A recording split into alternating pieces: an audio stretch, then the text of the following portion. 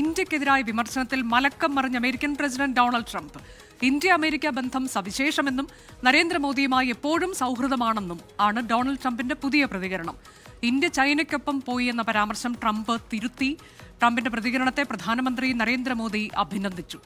UN വാർഷിക സമ്മേളനത്തിൽ പ്രധാനമന്ത്രി പങ്കെടുത്തേക്കില്ല എന്ന റിപ്പോർട്ടുകൾക്കിടെയാണ് ഇരു നേതാക്കളുടെയും പ്രതികരണങ്ങൾ.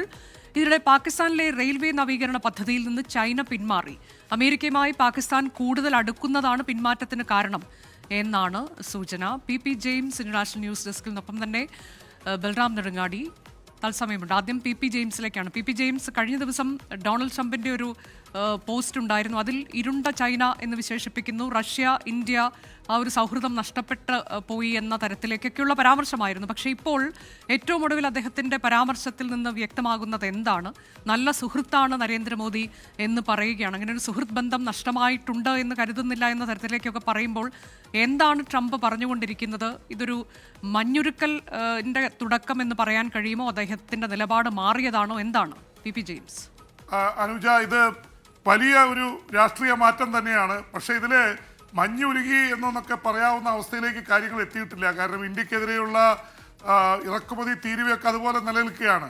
ഈ തല്ലും തലോടൽ പോലെയാണ് അമേരിക്ക പെരുമാറുന്നത്. പക്ഷെ ഇപ്പോൾ ഉണ്ടായിരിക്കുന്നത്, ഈ ഇന്ത്യയെ വിരട്ടാൻ നോക്കി പരാജയപ്പെട്ടപ്പോൾ അമേരിക്കൻ പ്രസിഡന്റ് ഡൊണാൾഡ് ട്രംപ് മലക്കം മറിഞ്ഞിരിക്കുന്നു എന്നുള്ളത് തന്നെയാണ് ഈ മണിക്കൂറുകളിൽ വരുന്ന വാർത്ത. കാരണം മഞ്ഞുരുകി എന്ന് പറയാറായിട്ടില്ല. കാരണം ഇന്ത്യൻ പ്രധാനമന്ത്രി അമേരിക്കയിലേക്ക് പോകുന്നത്, അമേരിക്കയിലെ UN ജനറൽ അസംബ്ലിയിൽ സെപ്റ്റംബർ 26-ാം തീയതി പങ്കെടുക്കേണ്ടതാണ്. അത് സ്ലോട്ട് ഇന്ത്യ വാങ്ങിയിരുന്നു. പ്രധാനമന്ത്രി അന്ന് സംസാരിക്കുന്നു എന്നുള്ള രീതിയിൽ. അന്ന് ചൈനയും പാകിസ്ഥാനും ബംഗ്ലാദേശും ഒക്കെ സംസാരിക്കുന്ന ദിവസമാണ്. എന്തായാലും പാകിസ്ഥാൻ്റെ കൂടെ ഇരിക്കാൻ താല്പര്യമില്ല. അതിനേക്കാൾ പ്രധാനപ്പെട്ട ഒരു കാര്യമെന്ന് പറയുന്നത്, അമേരിക്കൻ പ്രസിഡന്റ് ഡൊണാൾഡ് ട്രംപിനെ അമേരിക്കയിലെ ന്യൂയോർക്കിലെ ജനറൽ അസംബ്ലിയിൽ പങ്കെടുക്കാൻ പോയാൽ കാണണം. എന്തായാലും ആ ഒരു കാഴ്ച ഒഴിവാക്കുക. വ്യക്തമായിട്ടുള്ള നിലപാടോടെയാണ് ഇന്ത്യൻ പ്രധാനമന്ത്രിയുടെ പിന്മാറ്റം.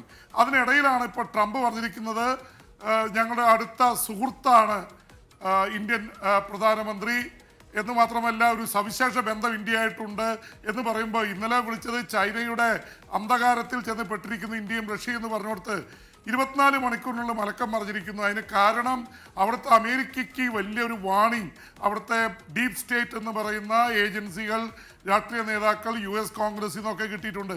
ഇന്ത്യയെ പിണക്കിയാൽ ചൈനയെ നേരിടാൻ കഴിയില്ല എന്ന് മാത്രമല്ല, ഇന്ത്യ ചൈന റഷ്യ അച്ചുതണ്ടുണ്ടായത് അമേരിക്കയ്ക്ക് വലിയ ദോഷമാണ്. ട്രംപിന് അപകടം മനസ്സിലായിട്ട് ട്രംപ് ചെയ്ത ഒരു ഇതാണ്. പക്ഷെ അതിനിടയിൽ വാണിജ്യ സെക്രട്ടറി വേറെ പറഞ്ഞുകൊണ്ടിരിക്കുന്നുണ്ട്, മാപ്പ് പറഞ്ഞാൽ അവർ ഖേദം പ്രകടിപ്പിക്കും, അങ്ങനെയാണെങ്കിൽ തീരുവ പിൻവലിക്കും. എന്തായാലും ഇന്ത്യ അക്കാര്യത്തിൽ മാപ്പ് പറയാനോ ഖേദം പ്രകടിപ്പിക്കാനോ പോകുന്നില്ല. അതുകൊണ്ട് പെട്ടെന്ന് മഞ്ഞുരുകാനുള്ള സാധ്യത ഇപ്പോഴും തെളിഞ്ഞിട്ടില്ല. ആകെ ഒരു അടി കൂടുന്നതിനിടയിൽ ഒരു വെടിനിർത്തൽ എന്നുള്ള രീതിയിൽ മാത്രമേ ഇതിനെ കാണാൻ സാധിക്കുകയുള്ളൂ. ഇതൊരു എന്താ പറയുക, ബോധപൂർവമായിട്ടുള്ള ഒരു പിന്മാറ്റം നടത്താൻ നോക്കുന്നു ട്രംപ്. പ്രധാനമന്ത്രി നരേന്ദ്രമോദി ആ പ്രസ്താവനയെ അനുമോദിച്ചിട്ടുണ്ട്, അല്ലാതെ പ്രശ്നങ്ങൾ തീർന്നുവെന്ന് ഇന്ത്യൻ പ്രധാനമന്ത്രി പറഞ്ഞിട്ടില്ല.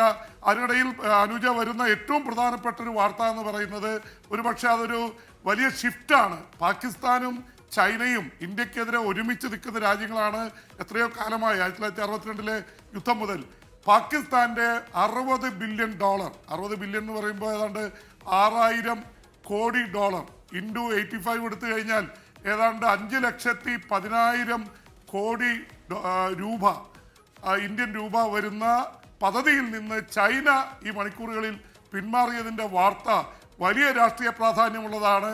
പ്രത്യേകിച്ച് ഇന്ത്യയും ചൈനയും തമ്മിൽ അടുക്കുമ്പോൾ പാക് അധിനിവേശ കാശ്മീരിലൂടെയുള്ള ഈ പ്രോജക്റ്റ് വലിയ റെയിൽവേ പ്രോജക്റ്റാണ്. അത് അറേബ്യൻ സീയിൽ പാകിസ്ഥാൻ്റെ ഗുദാർ പോർട്ട് വരെ എത്തുന്നതാണ്. അതിൽ നിന്ന് ചൈന പിന്മാറിയെന്ന് പറയുന്നത് ഇന്ത്യയെ സംബന്ധിച്ചിടത്തോളം വലിയ ആശ്വാസവും സന്തോഷം പകരുന്നതാണ്. ചൈനയ്ക്ക് വൻ തിരിച്ചടിയാണ്. ചൈനയുടെ ഏറ്റവും വലിയ വികസന സ്വപ്നങ്ങൾക്കുമേൽ അടി വീണിരിക്കുന്നതിന് ചൈന പറയുന്നൊരു ന്യായീകരണം, പാകിസ്ഥാൻ വല്ലാതെ അമേരിക്കയുമായി അടുക്കുന്നു.